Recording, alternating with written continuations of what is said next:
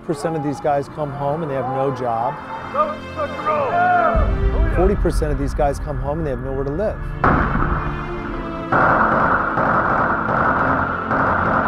I think if people can understand a little bit, just even a fraction more than we do about these soldiers and what their families go through, and maybe we can find a way to welcome them home in a more appropriate manner. I'm sitting here today with Jason Hall, the screenwriter of American Sniper. He's the guy responsible for adapting Chris Kyle's autobiography for the big screen.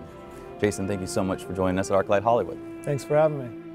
Your history with the Kyles is, tell me that story, because you're not just the guy who was given a book and said, here, adapt this. You have a backstory with them and lived and experienced something huge in their life. Yeah. I went down to meet Chris in 2010, and it wasn't comfortable for him to talk about. He wasn't a chatty guy, and I really had to fight my way in there. And I turned in the first draft of the script on a Friday, and I felt good about it. I felt confident about it. I had texted Chris, told him I was turning in the script, and I made a joke, and I got him to laugh. I finally learned how to make Chris laugh. Like, I got his sense of humor, and I understood who he was. And he wrote back, LOL, and the next day he was murdered. And it was, you know, it was devastating.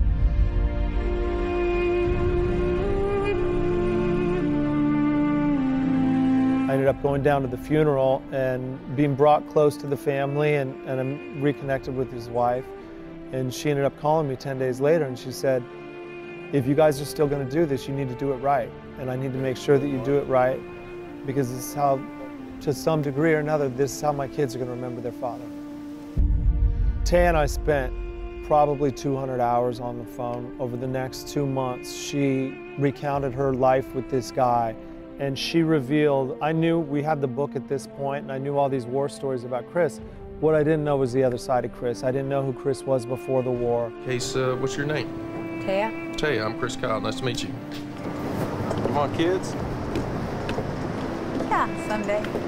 I didn't know the struggle that he went through to get back. Go!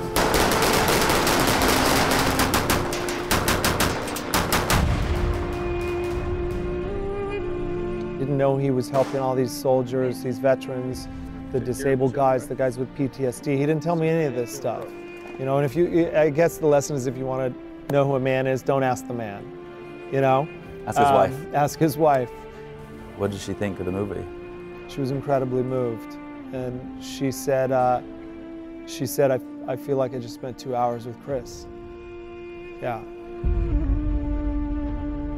Whatever happens after that, good reviews, bad reviews, you know, blockbuster or flop, that's, for me, that was the moment.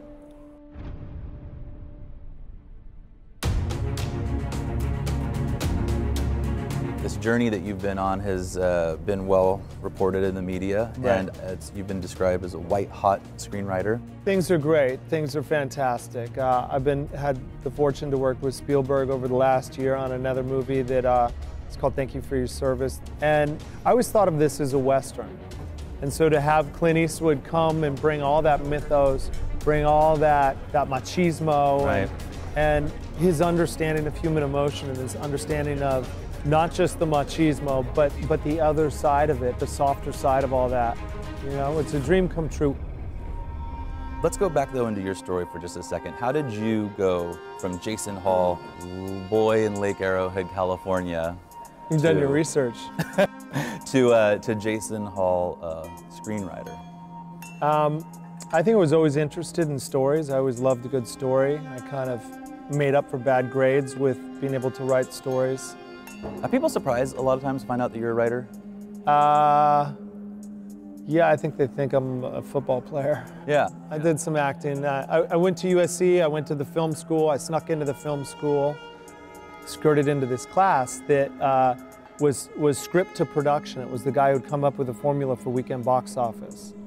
And he was just genius. And finally, after a couple of weeks, he comes up to me after class. He's like, Jason, where's your test? I went through the pile to grade yours first, because I've been asking questions. I'm getting something for nothing, and I'm excited about it. I was like, I'm not in this class. And he's like, mother, grabs a desk chair and throws it across the room, goes bananas. Like, I think this guy's gonna kill me, and then he just bursts out laughing. Really? It's like the one guy I thought was getting something out of this isn't even enrolled. You got brass balls.